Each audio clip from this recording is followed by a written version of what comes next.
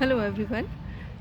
2 जनवरी से मैं आपके साथ में काफ़ी सारे टिप्स शेयर कर रही हूँ कि कैसे आप अपने गार्डन का सेटअप कर सकते हैं। तो उस कड़ी में मैंने आपके साथ कई सारी चीज़ें शेयर की, जैसे कि आपने कौन सी जगह पर लगाने हैं, आपके यहाँ कितनी धूप आती है, कौन से पौधे चूज़ करने हैं, मिट्टी कैसे बनानी है।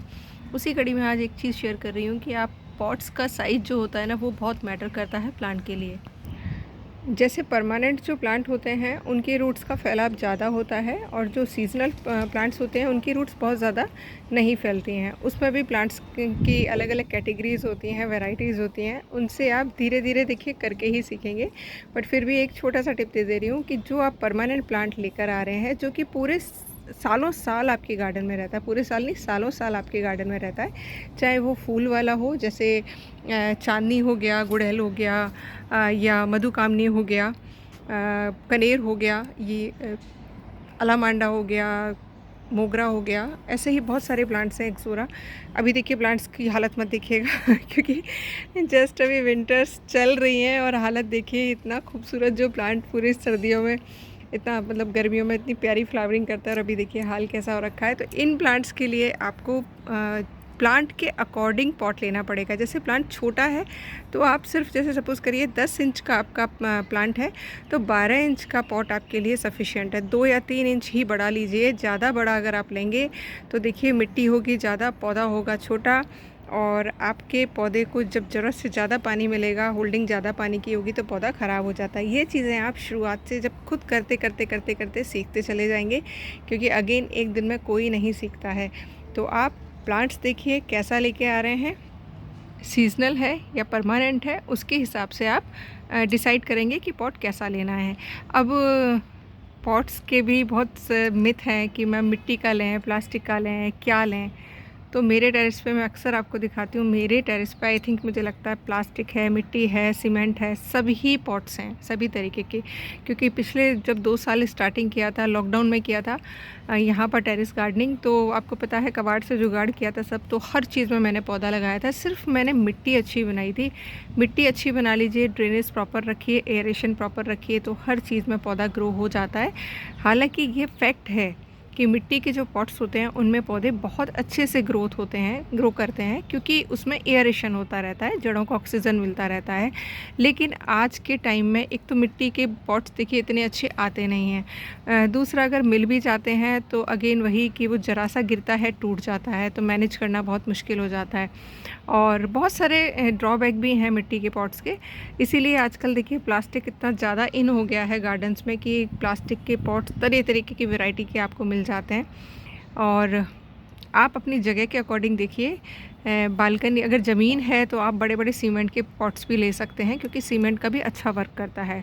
लेकिन अगेन वही, अगर आप टेरेस गार्डनिंग कर रहे हैं तो आपको वेट को भी ध्यान में रखना होता है, इसलिए प्लास्टिक ही बेस्ट रहता है। और आजकल तो देखिए इस तरीके के ग्रो बैग्स मिल जाते हैं जो 55 रुपीज़ का पड़ता है, ये मेरा 12x12 का।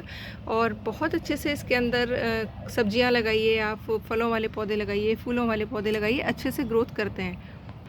और आपके आपके अपने बजट को भी देखना होता है, क्योंकि देखिए कहना बहुत आसान होता है, लेकिन मुझे पता है जब अपन गार्डनिंग करना स्टार्ट करते हैं और चीज़ें सारी जब बाहर से ख़रीद के लानी पड़ती हैं तो मुश्किल हो जाता है थोड़ा।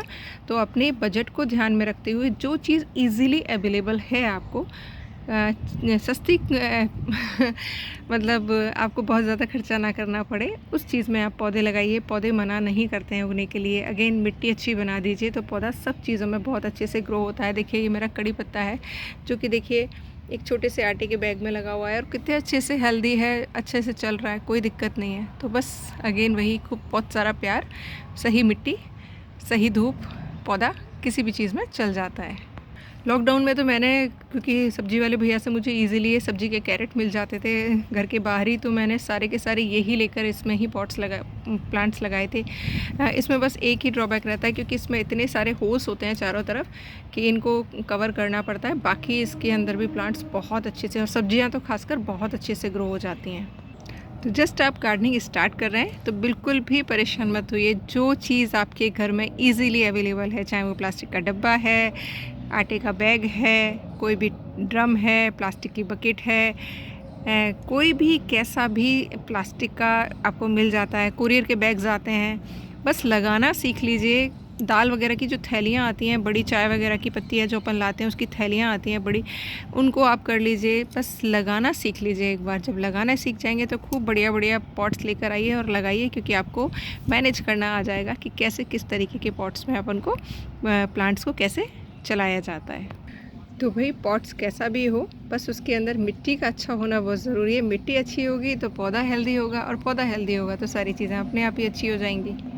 क्योंकि कहा जाता है पौधा अगर हेल्दी है तो वो अपना ज़्यादा से ज़्यादा, आपको पता है मिट्टी से तो पौधा बहुत कम पोषण लेता है। ज़्यादा भोजन वो किससे बनाता है? हवा और धूप से बनाता है। हवा, पानी, धूप अच्छे से मिल रही है तो पौधा अगर हेल्दी है तो सारी चीज़ें अच्छे से बना पाएगा। तो उसके लिए अच्छा है होना ज़रूरी है मिट्टी का, क्योंकि पौधा तभी हेल्दी रह पाएगा।